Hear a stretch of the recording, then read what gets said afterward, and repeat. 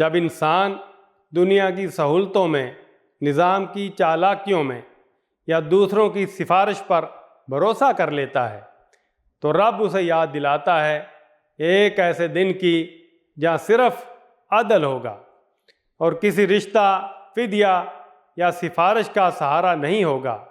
رب کا حکم سنو اور ڈرو اس دن سے جب کوئی کسی کے ذرا کام نہ آئے گا، نہ کسی طرف سے سفارش قبول ہوگی، نہ کسی کو فدیہ لے کر چھوڑا جائے گا، نہ مجرموں کو کہیں سے مدد مل سکے گی۔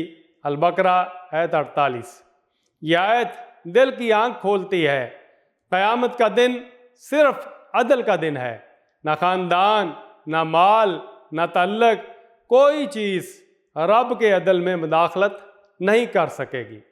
یہ آیت ہمیں خبردار کرتی ہے کہ اصل نجات عمل سے ہے، نہ کہ بہانوں سے۔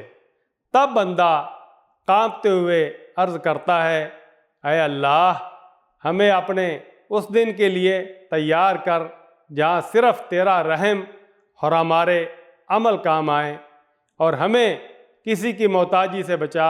آمین۔